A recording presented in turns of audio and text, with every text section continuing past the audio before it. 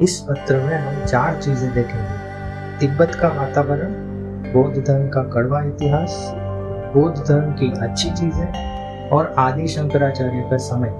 तो बने रहे, आराम से सुनिए। 26वां पत्र स्वामी अखंडानंद को लिखित। जब स्वामी अखंडानंद तिब्बत में परिभ्रमण कर रहे थे। ओम नमो भगवते रामकृष्णाय, गाजीपुर से फरवरी 1890। प्राणादिकेशु, तुम्हारा पत्र पाकर बहुत हर्ष हुआ। तिब्बत के संबंध में जो कुछ तुमने लिखा है वह बहुत आशाजनक है। मैं एक बार वहां जाने की चेष्टा करूंगा। संस्कृत में तिब्बत को उत्तर कुरुवर्ष कहते हैं। वह म्लेच्छ भूमि नहीं है, म्लेच्छ भूमि मतलब जहां धर्म को माना नहीं जाता। पृथ्वी भर में सबसे ऊंची भूमि के होने के कारण वह बहुत शीत प्रधान है, परंतु धीरे धीरे शीत सहकर वहां रहने का अभ्यास हो सकता है। तिब्बती लोगों के आचार व्यवहार के बारे में तुमने कुछ नहीं लिखा। यदि वे इतने आतिथ्यशील हैं तो उन्होंने तुम्हें आगे क्यों नहीं बढ़ने दिया? सब कुछ विस्तार से लिखो। यह जानकर कि तुम न आ सकोगे खेद हुआ। मुझे तुम्हें देखने की बड़ी इच्छा थी। मैं तुम्हें सबसे अधिक प्यार करता हूँ। जो भी हो, इस माया से भी छुटकारा पाने की चेष्टा करूंगा। तिब्बतियों के जिन तांत्रिक अनुष्ठानों के संबंध में तुमने लिखा है, उनका श्री गणेश बौद्ध धर्म के पतन के समय भारतवर्ष में ही हुआ था। मेरा विश्वास है कि जो तंत्र हम लोगों में प्रचलित हैं, उनकी शुरुआत बौद्धों के द्वारा ही हुई थी। वे तांत्रिक अनुष्ठान हमारे वाम मार्ग से भी अधिक भयंकर है। उसमें व्यभिचार के लिए कोई रोक टोक न थी। जब बौद्ध लोग अत्यंत व्यभिचार परायण होकर चरित्रहीन हो गए, तभी कुमारिल भट्ट को उन्हें यहाँ से भगाना पड़ा। जिस प्रकार कुछ सन्यासियों का श्री शंकराचार्य के संबंध में और बाउल लोगों का श्री चैतन्य के संबंध में कहना है कि वे गुप्त भोगी थे, सुरापाई थे, शराब भी पीते थे, तथा नाना प्रकार के जघन्य आचरणकारी भी थे, उसी प्रकार आधुनिक तांत्रिक बौद्ध बुद्धदेव के संबंध में कहते हैं कि वे घोर वाम मार्गी थे और ये लोग प्रज्ञा पारमित के तत्वगाथा जैसे सुंदर उपदेशों के विकृत अर्थ लगाते थे। इसके परिणाम स्वरूप आजकल बौद्धों के 2 संप्रदाय हो गए। ब्रह्म देश वाले और सिंहल देशवासी बौद्ध तंत्रों को नहीं मानते। साथ ही इन्होंने हिंदू देवी देवताओं को दूर कर दिया है तथा जिन अमिताभ बुद्ध को उत्तरांचल के बौद्ध परम पूजनीय समझते हैं, उन्हें भी उन्होंने हटा दिया है। सारांश यह है कि अमिताभ बुद्धम और दूसरे देवता जिनकी उत्तरांचल में पूजा अर्चना होती है, उनका उल्लेख तक प्रज्ञा पारमिता जैसी पुस्तकों में नहीं है, किंतु उन्हीं में बहुत सी देवी देवताओं के पूजन का विधान है। दक्षिणियों ने तो जानबूझकर शास्त्रों का उल्लंघन कर डाला है और देवी देवताओं को त्याग दिया है। बौद्ध धर्म का वह भाव जिसका अर्थ है एवरीथिंग फॉर अदर्स और जिसका तुम तिब्बत भर में प्रचार पाते हो, आजकल यूरोप के लिए बड़ी आकर्षक वस्तु है। इस भाव के संबंध में मुझे बहुत कुछ कहना है, पर इस पत्र में कहाँ तक लिखूं? जिस धर्म का द्वार उपनिषद में केवल एक जाति विशेष के प्रवेश के लिए था, उसे गौतम बुद्ध ने सबके लिए खोल दिया। उनका श्रेष्ठत्व उनके निर्वाण के सिद्धांत में नहीं, लेकिन उनकी अतुलनीय सहानुभूति में है।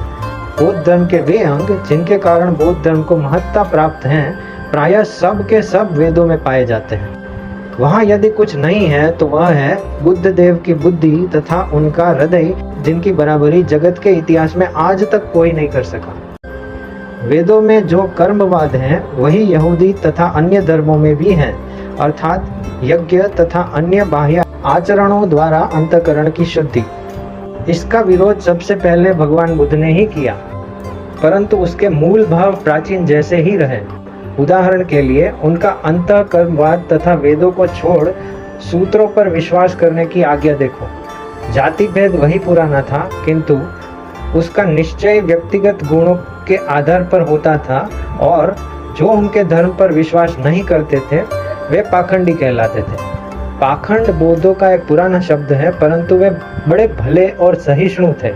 उन्होंने कभी अविश्वासियों पर तलवार नहीं उठाई।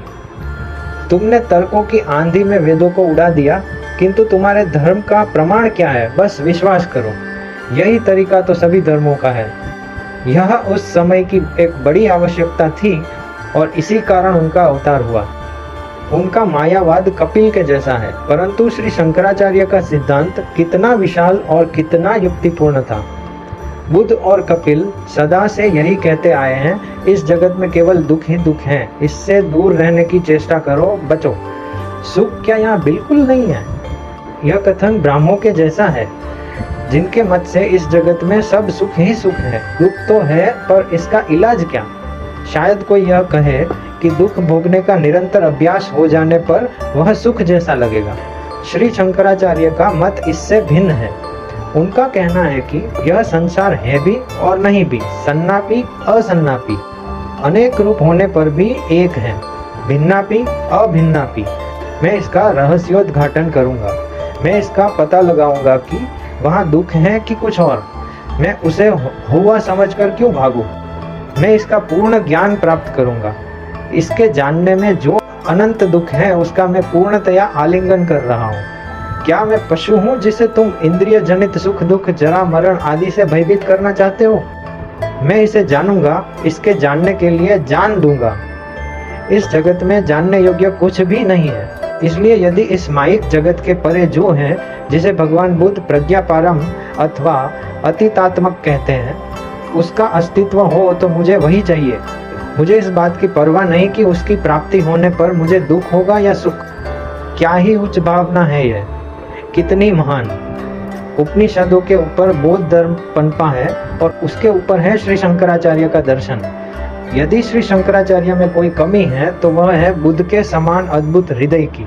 उनका केवल शुष्क ज्ञानवाद था। तंत्रों के भय से, लोक भय से एक फोड़े को अच्छा करने के प्रयत्न में पूरा हाथ ही काट डाला। कोई चाहे तो इन बातों पर एक बड़ा ग्रंथ लिख सकता है, पर मुझे न तो इतना ज्ञान है न अवकाश ही, मतलब समय है। भगवान बुद्ध मेरे इष्ट देव हैं, मेरे ईश्वर हैं। उनका कोई ईश्वरवाद नहीं, वे स्वयं ईश्वर थे। इस पर मेरा पूर्ण विश्वास है। किंतु परमात्मा की अनंत महिमा को सीमाबद्ध करने की किसी में शक्ति नहीं। ईश्वर में भी यह शक्ति नहीं कि वह अपने को सीमित कर सके। सुत्त निपात से गंधार सुत्त का जो अनुवाद तुमने किया है वह सुंदर है। उस ग्रंथ में एक दूसरा धनी सुत्त नामक सुत्त है जिसमें इसी प्रकार के भाव हैं। धम्मपद में भी इन्हीं भावों से ओतप्रोत बहुत से वाक्य समूह हैं, परंतु वह तो पूर्ण ज्ञान और आत्मानुभूति से संतुष्ट होने पर जो परिपक्व अवस्था होती है उसकी बात है। वह अवस्था जो सभी परिस्थितियों में अक्षुण्ण रहती है और जिसमें इंद्रियों पर प्रभुत्व प्राप्त हो जाता है।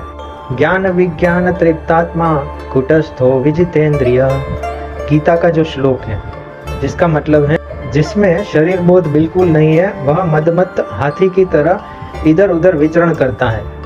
परंतु मेरे समान क्षुद्र जीव के लिए यह आवश्यक है कि वह एक स्थान पर बैठकर साधना करे और तब तक अभ्यास में लगा रहे जब तक उसे इष्ट सिद्धि प्राप्त न हो, और फिर वह चाहे तो उस प्रकार निर्द्वंद्व विचरण कर सकता है। परंतु वह अवस्था बहुत दूर है, निस्संदेह बहुत दूर है। इसके बाद विवेक चूड़ामणि के कुछ श्लोक लिखे हैं जिसका अर्थ भी स्वामी जी ने लिखा हुआ है, जो इस प्रकार है। ब्रह्मज्ञानी को भोजन किसी परिश्रम के बिना अपने आप मिल जाता है। वह जहाँ पाता है पानी पी लेता है। वह स्वेच्छानुसार सर्वत्र विचरण करता है। वह निर्भय है, कभी जंगल में और कभी स्मशान में सो जाता है। और जिस मार्ग पर जाने से वेद भी शेष हो जाते हैं वहाँ वह संचरण करता है, मतलब आराम से चला जाता है। वह बालकों की तरह दूसरों की इच्छा अनुसार परिचालित होता है। कभी नंगा, कभी वस्त्र अलंकार मंडित रहता है, मतलब घरेणों से सज धज, और कभी कभी तो उसका आच्छादन ज्ञान मात्र रहता है। कभी अबोध बालक की भांति, कभी उन्मत्त के समान और कभी पिशाचवत व्यवहार करता है।